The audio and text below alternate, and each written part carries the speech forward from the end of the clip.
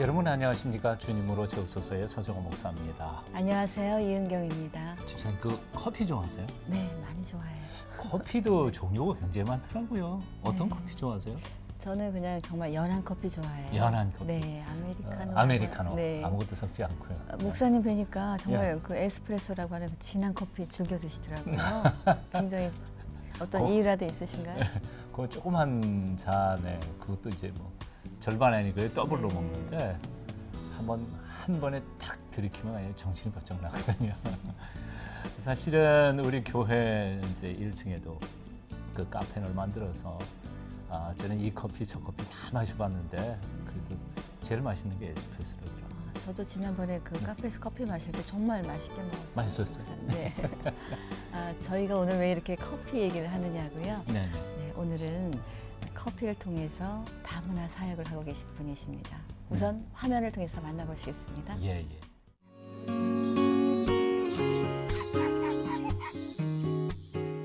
커피로 이주 노동자들의 자립을 돕는 목회자.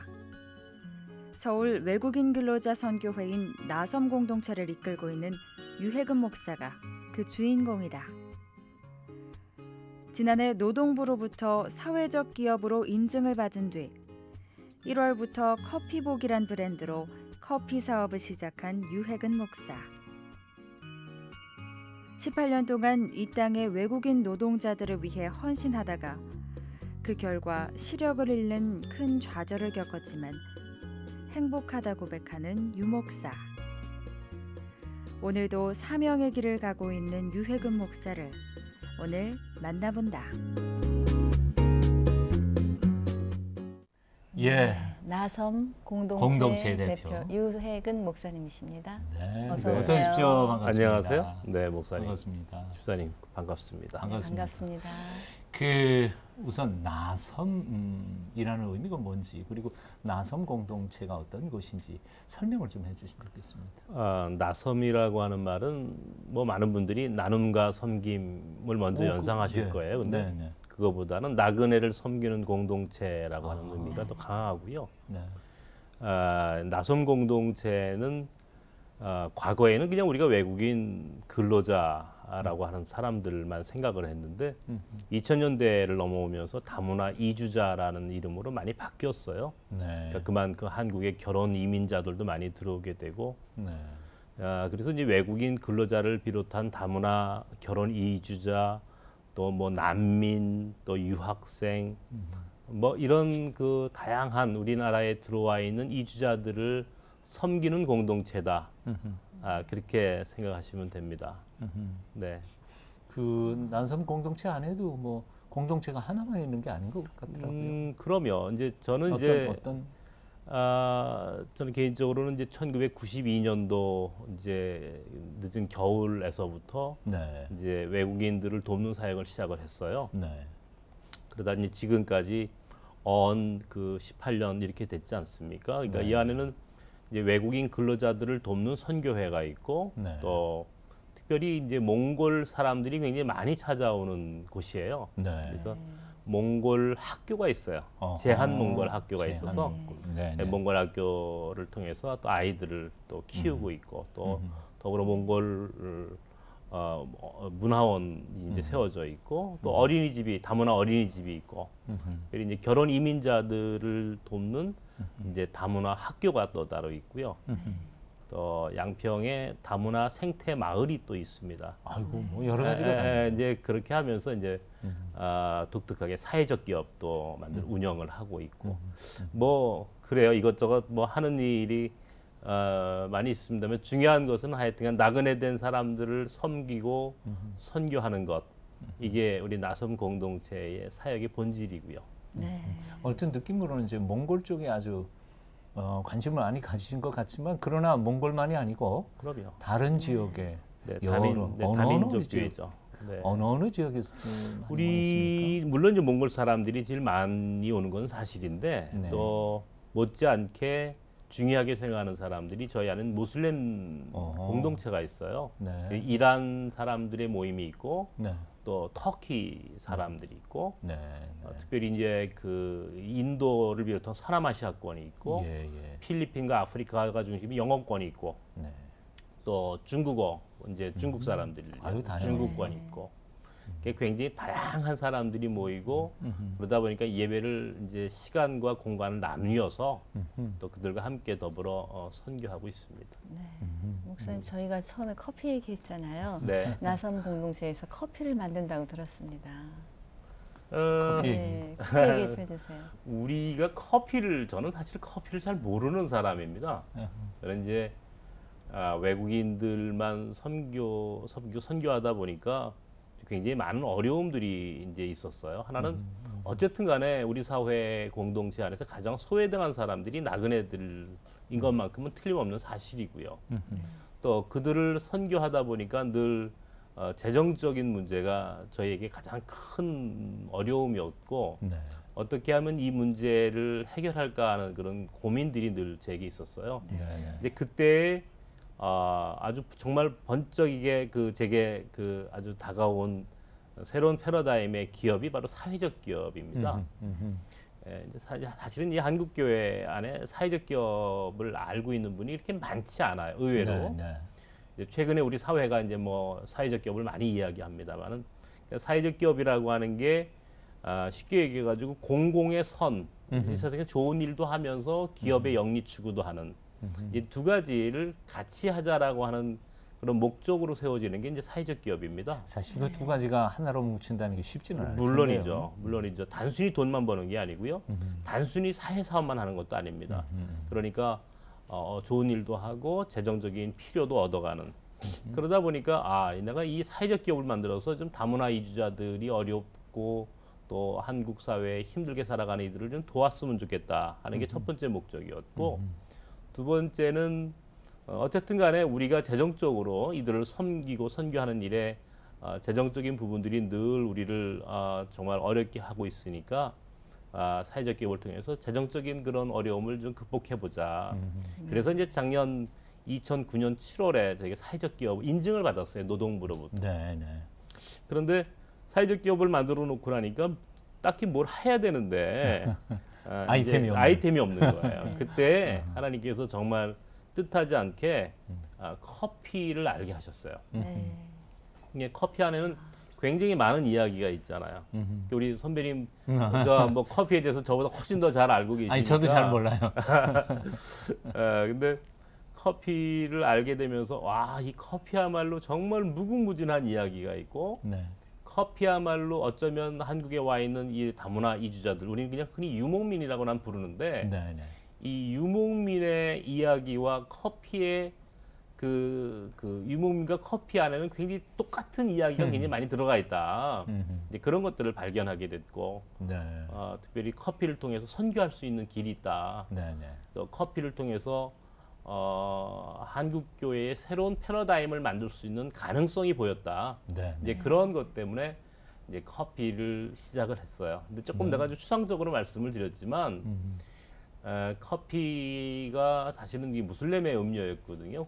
처음에는. 그런가요? 그러면 무슬림들이 이제 처음 이제 이디오피아에서 커피를 발견하고 이제 예멘에다가 커피 나무를 심게 되고 그 커피를 절대로 다른 데 반출하지 못하게 합니다. 네. 커피 나무를. 근데 나중에 이걸 이제 네덜란드 또는 영국, 프랑스, 스페인 이런 이제 제국주의 그 나라에서 몰래 이제 예멘에 있는 커피 씨앗을 이제 반출하게 되고 그것을 인도네시아, 뭐 자바나 혹은 베트남이나 필리핀이나 저 남미나 중미나 아프리카나 이런 데 이제 갔다가 자기들이 식민지로 삼아 있는 땅에 심게 되고 전 세계 사람들이 먹게 되지 않습니까? 근데 나중에 이 커피는 사실은 그 기독교인들은 먹지 못했어요. 이거는 악마의 그 음료라고 그래가지고 무슬림들이 먹었으니까. 근데 하도 기독교인들이 많이 먹으니까 18세기에 클레멘트 8세라는 사람이 이 커피에다 세례를 주고 커피를 먹게 합니다. 그때부터 이제 기독교인들도 커피를 많이 마시게 되고 그러니까 무슬림과 기독교가 하나가 될 수 있는 것은 사실은 커피 앞에서예요. 전 세계에서 유일하게 공통으로 먹는 종교와 이념, 이데올로기를 넘어서 함께 공통으로 먹는 유일한 음식이 있다면 그건 커피 하나밖에 없습니다. 네. 그렇다면 커피야말로 굉장히 우리 인간 사회를 소통하게 하는 또 굉장히 좋은 선교의 도구고 전략이 될 수 있겠다.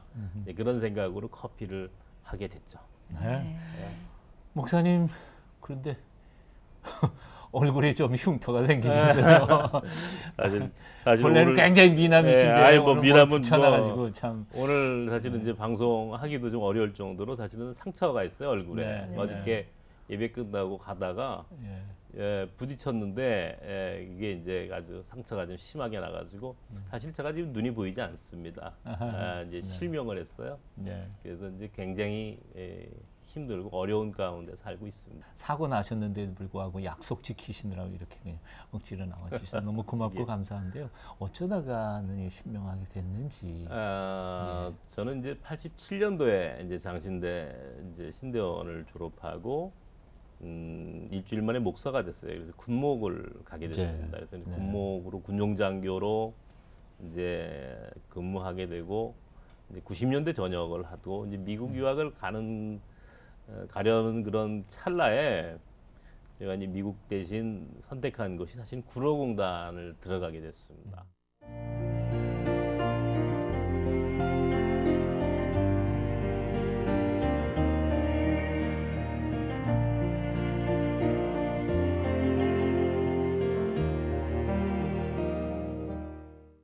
그 가리봉동에 처음 이제 구로공단에 가보니까 글쎄요, 이건 제가 지금 벌써 오래된 이야기니까 제가 이게 별로 실감나지 않게 이제 이야기할 것 같아서 그런데요.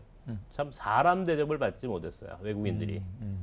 거의 짐승 또는 노예처럼 이 사람들이 살게 되고 옆에서 그 사람들의 그 삶의 모습을 바라보면서 굉장히 많이 마음이 아팠어요. 우리가 참 우리 대한민국이 우리도 한때 그 나그네 삶을 살지 않았습니까? 일제 36년이라고 하는 긴 시간 동안 나그네 삶을 살았고 하나님께서 히브리 민족에게 그렇게 말씀하시죠. 너는 이방 나그네를 학대하지 마라. 너도 애굽 땅에서 나그네 되었었습니다. 출애굽기 22장에 보면 그런 말씀이 나옵니다. 그러니까 우리도 마찬가지로 그런 나그네 삶을 살았음에도 불구하고 여전히 우리는 정말 전 세계에서 거의 다른 나라에서 볼 수 없을 만큼 엄청난 편견과 차별의 시선으로 나그네들을 바라봐요. 특별히 뭐 미국이나 일본이나 독일 같은 선진국에서 온 사람들한테는 아주 묘한 열등감 같은 걸 갖고 있으면서 반면에 아주 그 가난한 나라에서 찾아온 사람들에게는 아주 형편없는 우월감으로 말이죠. 나는 그걸 천박스럽다고 얘기를 하는데 천박스러운 우월감으로 그 사람들을 누르고 멸시하고 말이죠. 이제 이런 것들이 자꾸 쌓이게 되더군요. 그러면서 어느 날 눈으로 이게 터져 나왔어요. 그리고 갑작스럽게 이제 눈에 질병이 생겼는데, 근데 이제 처음에는 이렇게 이제 눈이 완전히 안 보이게 되는 상황은 아니었고요. 이렇게 완전히 안 보이게 된 건 지금으로부터 한 2년 정도밖에 안 됩니다.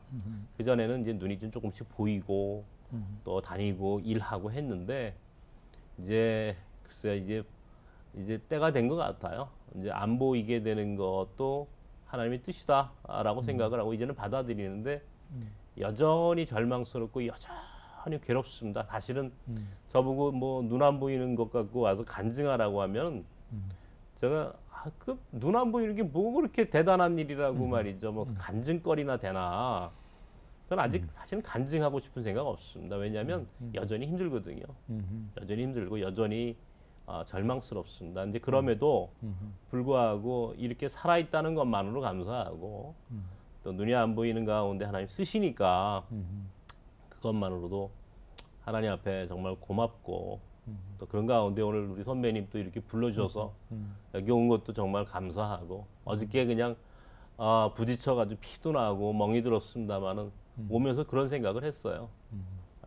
그래 뭐 사는 게 다 그런 건데 내가 눈이 안 보인다라고 하는 것이 아직은 내가 해결하지 못한 내 삶의 큰 십자가고 아픔이지만 그러나 이제 뭐 이걸 자랑하고 싶은 생각은 추호도 없습니다. 그러나 그냥 오늘 이렇게 기회가 되었으니까 눈 안 보이는 얘기 좀 해드리는 거죠.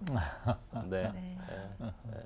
아마 그 외국인 근로자들의 참상을 바라보면서 너무 속이 아프고 스트레스 받고 그러시다가 보니까 그게 네. 아마 눈으로 터져 나오셨던 것 같으네요. 뭐 하나님이 보지 마라 그러면 보지 않으시는 것도 그러면 안 보는 것도 때로는 좋은 거 맞습니다. 하나님께서는 우리가 사실은 뭐 다 보이는 게 보는 거 아니거든요. 그렇죠. 사실은 보는 것보다 예? 보이는 것보다 그 보이는 것 뒤에 숨겨져 있는 보이지 않는 실체, 보이지 않는 진실이 더 많은 거거든요. 근데 우리는 눈으로 본다는 것에 대해서 굉장히 많이 속고 삽니다. 네. 마치 눈에 보이는 게 전부인 것처럼. 근데 목사님 아니죠. 말씀 듣다가 보니까 헬렌 켈러 여사 네. 한 얘기가 기억이 나요. 뭐냐면 언젠가 한번 어느 맹인 협회 회장님이 아무리 누가 뭐래도 역시 눈으로 못 본다는 것은 비극적인 거 아닙니까? 그랬더니 헬렌 켈러 여사가 뭐라 그랬냐면 아니요. 눈이 멀어서 못 보는 건 당연한 일이죠. 그런데 눈을 버젓이 떠놓고도 못 보는 사람들이 그게 비극이지요.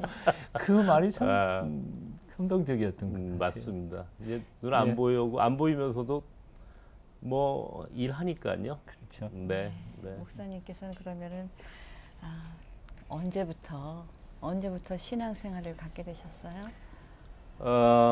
저는 이제 아주 어렸을 때 글쎄 제가 이제 기억이 나지 않죠. 저희 부모님들이 아마 제가 이제 모태 신앙은 아니었던 것 같아요. 저희 아버님은 아주 젊었을 때부터 신앙생활을 하셨고, 근데 제가 아주 어렸을 때에 교회를 다녔어요. 어렸을 때부터. 그러니까는 아장아장 뭐 걷고 뭐 한 30살 때부터 교회를 다녔겠죠. 그때부터 다니기 시작을 하고, 그러나 이제 정말 그 뭐 타성적인 그런 그냥 뭐 교회 왔다 갔다 하는 그냥 부모님이 교회 가라니까 가고 이제 뭐 그런 정도의 신앙생활이었지. 뭐 본질적으로 제가 뭐 거듭남에 대한 무슨 그때 그런 경험이거나 그런 고백은 별로 없어요. 근데 제가 나중에 이제 고등학교를 다닐 때에 그 특별히 하나님을 만나는 경험을 하게 됐고 이제 그 경험을 통해서 내 삶의 그 길이 바뀌어졌죠. 제 삶의 길이 바뀌어졌죠. 그때 이제 정말 그 제가 이제 고등학교 때 어느 교회에 원래는 법대 가시려고 그러시죠. 네, 어디 이제 뭐 그 당시엔 다 그랬어요. 공부를 조금 하고 그러면 뭐 공부를 잘했다 그러면 왕년에 공부 못했다는 사람이 있습니다. 굉장히 겸손하신 것 같아요. 네. 그러니까 이제 부모님들도 뭐 너 법대 가서 또 기대하는 거 있고 본인도 또 그것이 마치 내 그 길인 것처럼 또 그렇게 주입받고 또 그게 내 삶이구나 하고 이제 받아들이면서 가잖아요. 그러다가 아니 근데 법대 꿈이었던 분이 어떻게 신학대학으로 네, 그런데 바꾸실 수 이제 있었어요? 제가 고등학교 1학년 때 이제 정말 하나님을 만나는 경험을 했어요.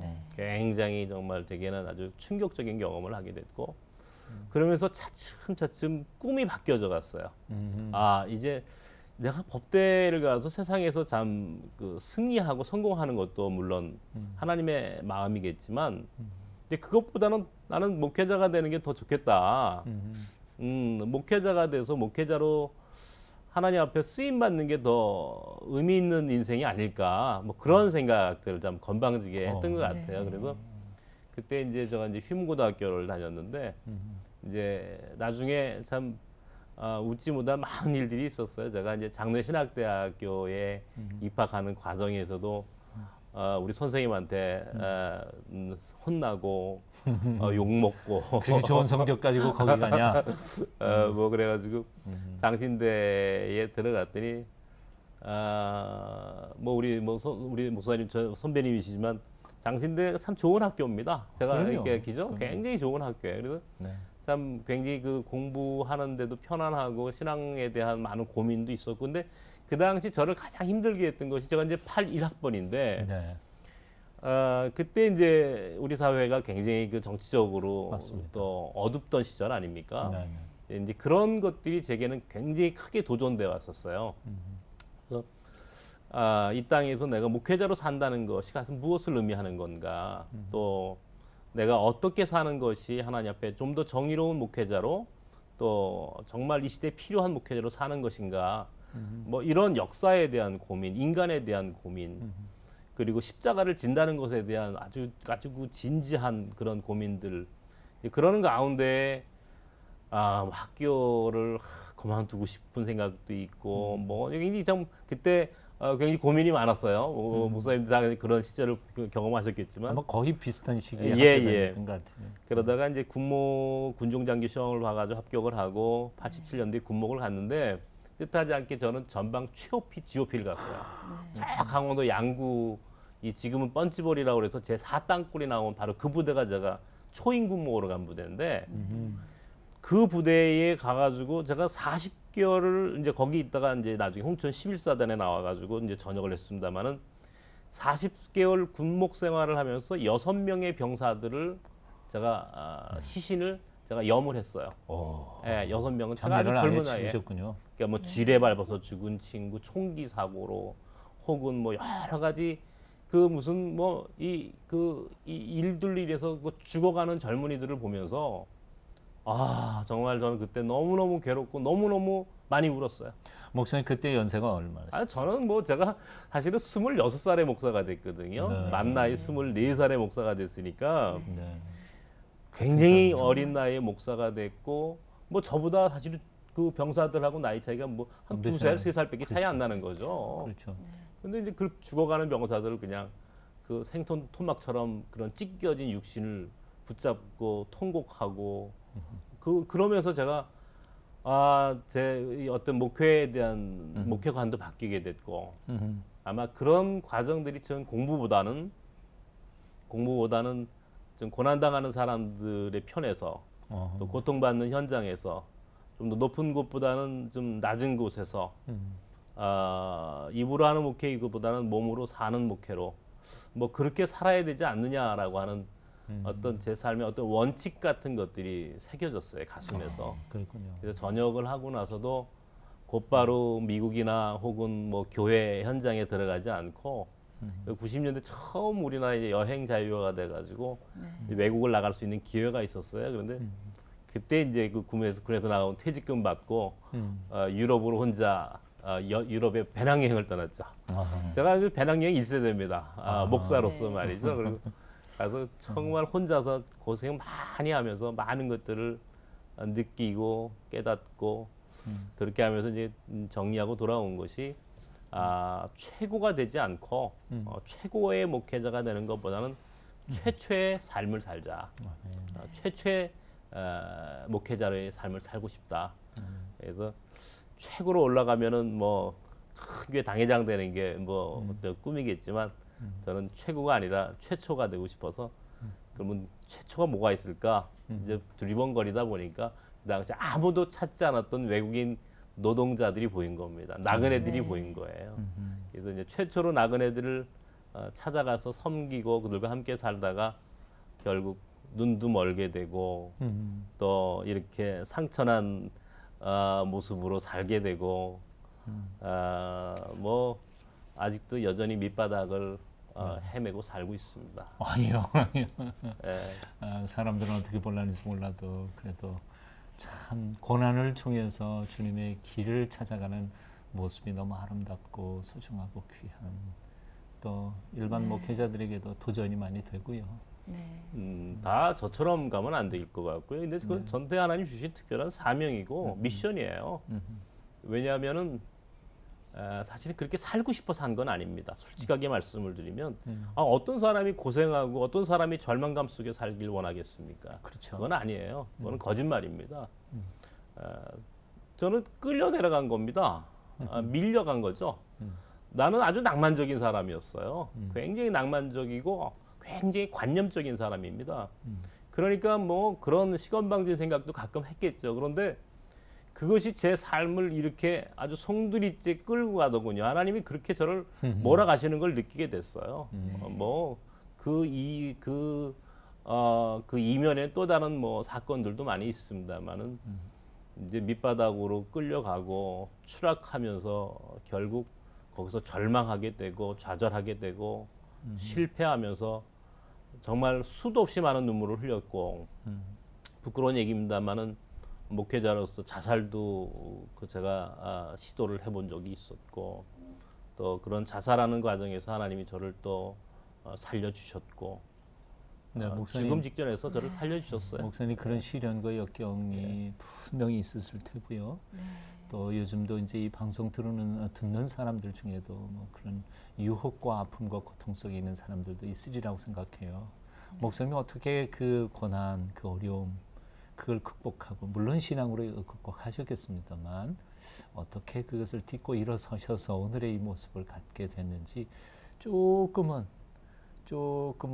자세히 말씀을 해주시면 저희들에게 큰 도움이 될 것 같아요. 어떻게 그 하나님을 그렇게 죽음의 문턱에서 하나님을 다시 만날 수 있었던 그 경험이 구체적으로 어떤 경험이었는지 92년도라 그러시면서 이제 92년도, 94년도에 이제 눈에 문제가 생겼어요. 사실은 이제 저희 집사람은 중학교 교사를 했었습니다. 저랑 결혼할 때. 이제 제가 이제 아들을 둘을 낳았어요.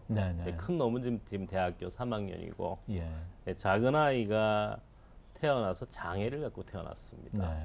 그러니까 우리 집에는 4식구 중에 아주 2식구가 심각한 중증의 장애를 갖고 좀 살고 있어요. 그러니까 아마 대한민국에 이런 집안이 있을까 싶어요. 근데 처음에 이제 제가 많은 고민을 하게 됐죠. 우리 아이 때문에 고민을 하면서 결국 제 아이 때문에 고통당하는 자의 삶을 좀 더 깨달았어요. 그러나 그것마저도 굉장히 관념화되고 추상적인 고통입니다. 내 몸으로 느끼지 못하는 고통은요 여전히 내 것이 아니거든요.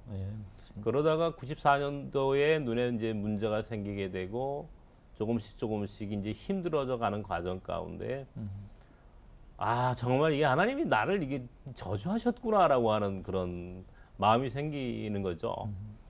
더 이상 할 수 있는 게 아무것도 없으니까요. 목회자로 정말 그 어린 나이의 목사로 자존감 강하고 때로는 정말 건방지다는 소리를 들을 만큼 그렇게 아주 그 승승장구하던 목회자의 길이었고 또 그런 비전을 품었고 또 그 비전을 향해서 걸었고 그런데 어느 날부터인가 추락하는 것은 날개가 없다고 하지 않습니까? 추락하기 시작하는데 정말 밑바닥으로 추락을 하는 겁니다. 아무도 저를 돌아보지 않아요. 아무도 아는 체 하지 않습니다. 아무도 저를 찾아주지도 않고요.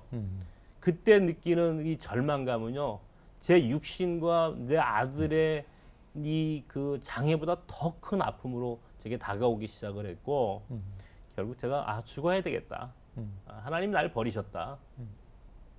그래서 이제 저 동해 이제 그 묵호 이제 지금은 동해시가 됐습니다만 거기에 이제 그 2월에 어느 날 이 칼바람이 부는 겨울 아침 새벽 바다에 가서 이제 제가 가서 죽어야지 하고 갔는데 거기서 정말 그 2월의 추운 칼바람 앞에 사람들이 그 모닥불을 피워놓고 노파들이 이제 그 생선 몇 마리 이제 받아다가 좌판을 하는 그 할머니들이 거기서 이제 그 배가 들어오기를 기다리는 그 새벽이었어요. 깜깜한 새벽에 나가 보니까 그 조그만 모닥불에 몇 사람이 그냥 옹기종기 앉아가지고 발발 떨고 있는 그 노파들 사이에서 예수님이 거기서 숨어 계시더라고요. 제 눈앞에 그분이 보이고 그분이 제게 말씀하시는 걸 들었죠. 네가 여기 죽으러 왔지. 그런데 네가 이들을 봐라. 이 고통받는 이들이 얼마나 더 많은지. 그리고 나는 여전히 고통받고 있는 현장에 내가 있다. 마치 그 베드로가 로마를 탈출할 때 주님이 너 베드로 어디 가느냐 할 때 기죠? 꿔바디스 도미네 뭐 그런 얘기 하지 않습니까? 주님 주여 어디로 가시나이까 할 때 네가 이 도망가는 이 로마를 향해서 내가 가야 되지 않겠느냐 기죠? 다시 그래서 이제 베드로가 로마에 가서 거꾸로 매달려 죽었다라고 하는 이제 그런 우리 뭐 이야기를 합니다만은 마치 내가 도피하고 내가 절망 가운데 죽음을 선택했던 그 마음 한 구석에 예수님은 나보다 더 절망하고 나보다 더 힘들어하시면서 내 안에 들어와 계셨더라고요. 또 그런 마음으로 제가 그 갖고 있을 때 그 노파들 사이에서 정말 예수님을 만났고 그분이 나에게 새롭게 살 것을 권면하셨고 그 길로 다시 뚝섬으로 가게 됐습니다. 불호공단을 떠나서 뚝섬으로 가게 됐고 지금까지 나섬이라고 하는 정말 나그네를 섬기는 공동체라고 하는 현장을 살 수밖에 없도록 정말 수도 없이 떠나고 싶었고 수도 없이 버리고 싶었던 내 삶이고 내 사역지였지만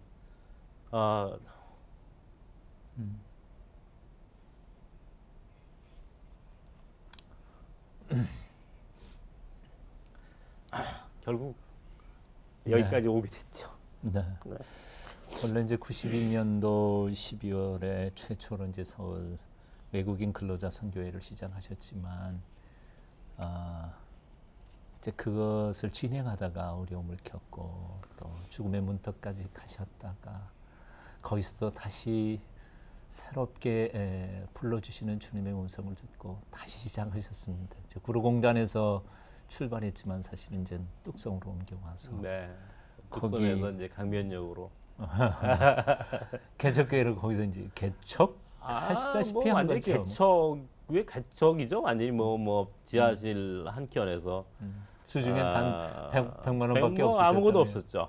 이제 그 교회에서 이제 결국 이제 새로운 곳으로 떠나가야 되는 정말 유목민처럼 살았어요. 가라가면 가고 오라면 오고 죽으라면 죽어야 했고 그런 곳으로 또 가야 됐고 거기서 또 몇 년을 살다 보니까 또 거기서도 또 외국인들 또 나그네들 별로 좋아하지 않는 사람들 많거든요. 이웃들이 그러죠. 네, 그럼 나가라, 가라. 그러면 또 가야 됐고. 예, 지금은 이제 가다 광장동 광장중학교 뒷골목까지 와 있습니다. 또 이제 하나님 또 어디로 가라 할지 모르겠어요. 네. 그 맨 처음 시작하시면서 뭐 떡볶이 장사도 하시고 뭐 제가 뭐 별의별 장사 다 하셨다고. 네, 그러니까 뭐 이제 돈이 이제 늘 없었으니까 제가 뭐 초기에는 한 2년 동안 라면만 먹고 살았어요. 정말 뚝섬에서는. 왜냐면 외국인들이 오갈 데 없으니까 늘 제 곁에 있어야 됐고 점심 때가 되면 저는 밥 먹고 싶은데 이 사람들을 먹일 수가 없잖아요. 그러니까 나가서 이제 라면 한 박스 사다가 끓여서 이제 같이 나누고 먹고 이게 지금 제가 라면을 먹지 않습니다. 제가 솔직하게 너무 그게 이제 질려가지고 그게 이제 제가 이제 광장동으로 이사 오게 되고 하면서도 몽골 학교 운영하고 또 외국인 근로자 지금은 이제 외국인 신학생들이 지금 장신대 6명이 다니고 있어요. 아이고야. 이 사람들 공부시키고 일을 못하니까 밥을 먹여줘야 될 거 아닙니까? 그렇죠. 그러니까는 이걸 어디서 할 수 있는 게 없어요. 이제 뭐 제가 그래서 스스로 앵벌이 목사다라고 스스로 저를 굉장히 표현하기도 했습니다만 이게 이 앵벌이 목사라고 하는 게 말이 그렇죠. 할 짓이 아닙니다. 그래서 이제 스스로 벌어야 되겠다. 그래서 떡볶이 장사도 하게 됐고 또 그러다 보니까 누군가 그래요. 목사님 그러지 말고 책을 쓰시오. 당신이 책 장사를 하면 어떻습니까? 또 책을 이제 4권 지금 5권째 지금 썼어요. 예.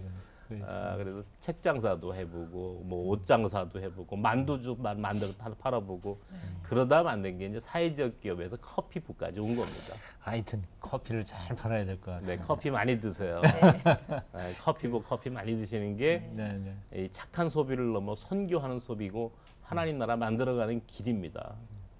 그렇게 힘들고 어려울 때 그 외국인 근로자들하고 같이 부른 뭐 찬송가인가 노래인가 이게 있다면서요? 뭐 어떤 아니 그거 뭐 저는 이제 가사를 이제 모르잖아요. 이제 눈이 안 보이니까. 근데 좋아하는 찬송가는 있어요. 좋아하는 복음성가도 있고. 나를 지으신 주님 내 안에 계셔. 뭐 그런 찬양 있잖아요. 예, 있습니다. 예, 근데 그 찬양을 부르면 전 눈물이 나요. 끝까지 내 이름 부르시고 나를 포기하지 않으신 하나님. 내가 나그네들과 함께 그 찬양 부르면 늘 기분 좋고요. 뭐 많이 우리 외국인들과 많이 찬양도 부르고 그렇게 하죠. 혹시 기억에 남으시는 외국인 노동자가 있으신가요? 뭐 많이 있겠지만 말도 못하죠. 뭐 정말 저희 공동체를 스치고 지나간 제가 몽골에 한번 갔는데요. 네. 몽골은 벌써 한 이제 20번째 갔으니까요. 네. 제가 이제 택시를 한번 탔어요. 택시를 한번 탔는데 같은 이제 한국 분하고 이제 같이 택시를 타고 물란바타르가 작습니다. 이 여기 끝이 이제 한 10분이면 이제 도달할 수 있는 거리인데 어딜 가자 했더니 한 100m쯤 가더니 차가 딱 쓰는 거예요.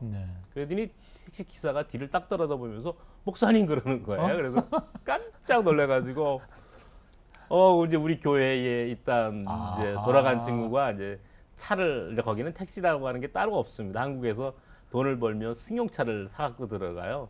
근데 그거는 택시업을 하는 거죠.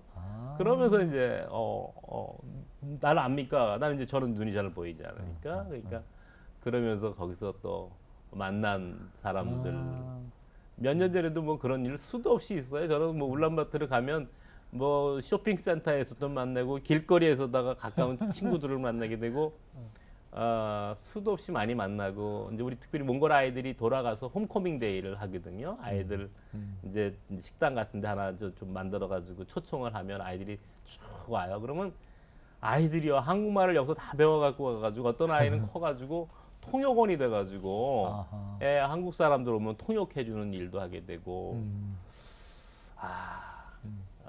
이게 수도 없이 많은 나그네들이 오는 것은 제게는 분명히 짐입니다. 한국 교인이 많이 오면 큰 힘이 되었을 텐데 우리는 힘이 아니라 짐이거든요. 근데 그 십자가의 무게가 무겁지만 나중에 그렇게 지었던 십자가가 엄청나게 하나님 앞에 쓰임 받는다는 것을 경험했어요. 아멘. 네, 그래서 행복해요. 그래서 지금은 다시 태어나도 나는 나그네를 섬기는 목회자로. 아멘. 그런 목회자 살고 싶다. 라고 근데 고백을 하죠.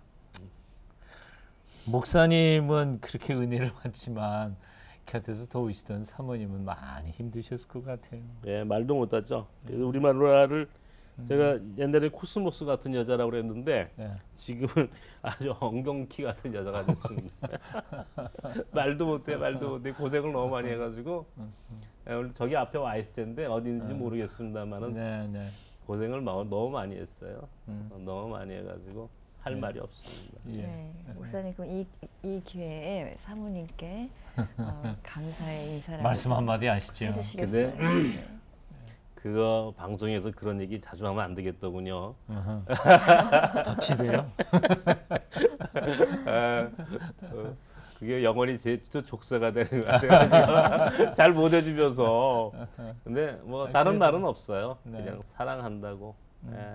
사랑하는 거 외에는 내가 해줄 수 있는 게 아무것도 없습니다. 그것도 내 마음으로. 제가 그냥 뭐 사실 잘 못 해줘요. 못 해줍니다. 뭐 아무것도 해줄 수 있는 게 없죠. 우리 마누라 붙잡고 다녀야 되고 그 사람이 나를 밥을 먹여줘야 되고 옷을 입혀줘야 사는 인생이 됐으니까 내가 무엇을 해줄 수 있겠습니까? 아무것도 해줄 수 있는 게 없습니다. 그냥 입으로 지나가는 말 한마디로 그냥 미안하다, 사랑한다.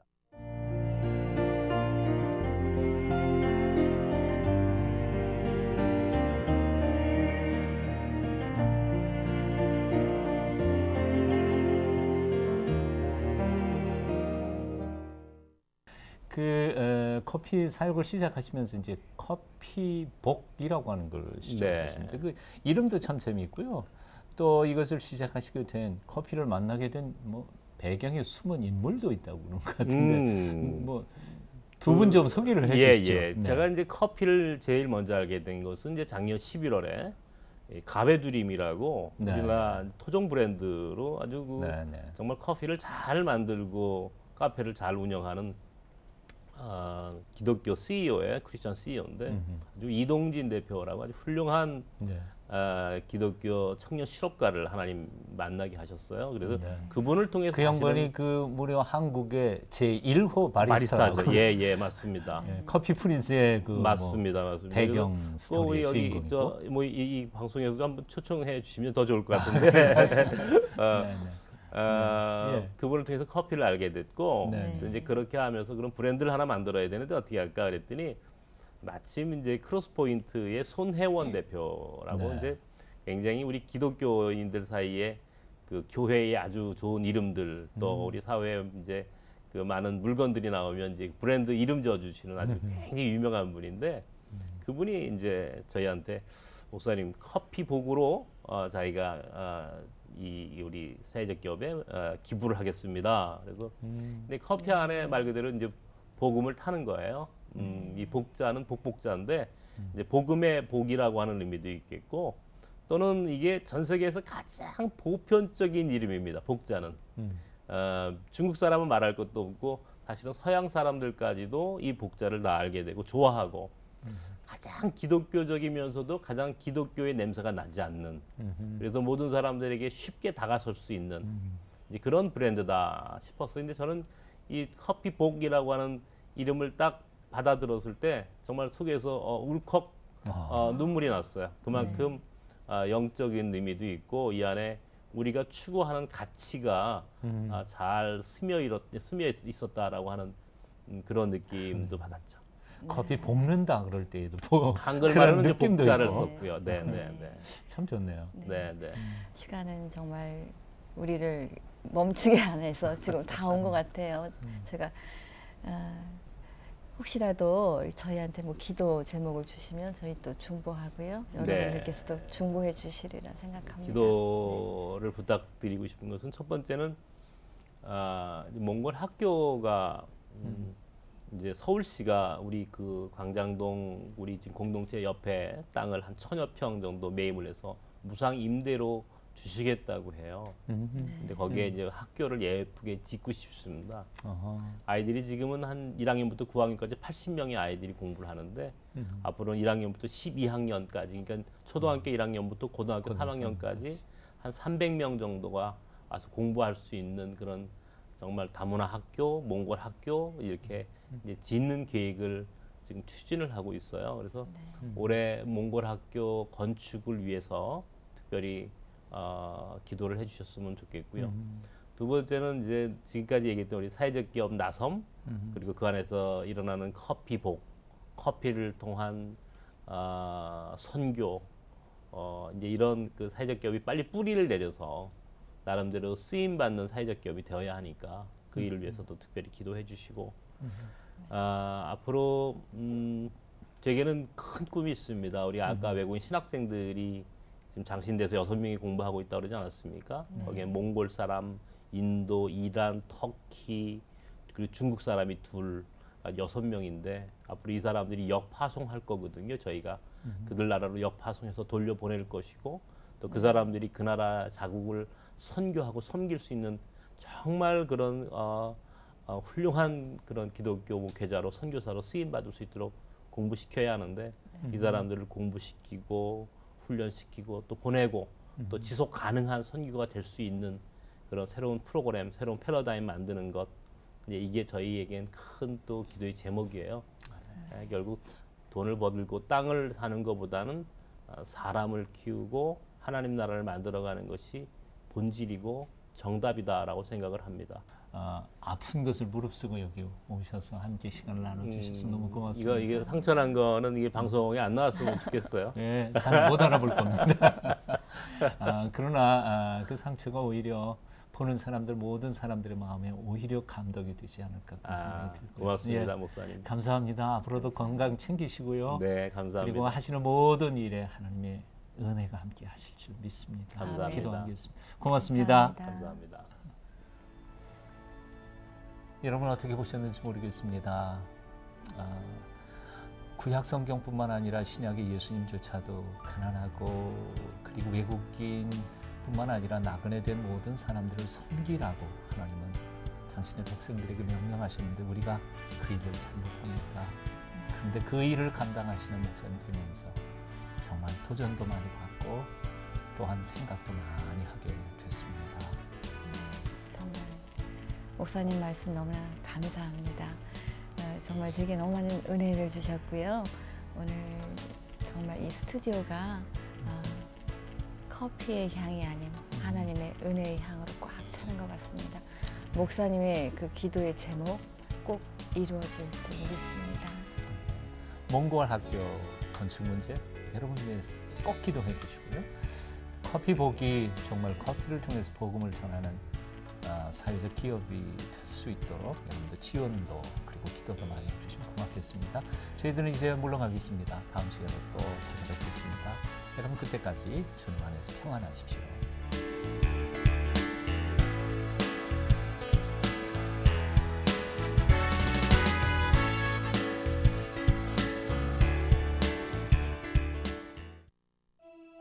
또 우리 서정호 목사님 제가 개인적으로 굉장히 존경하고 좋아하거든요.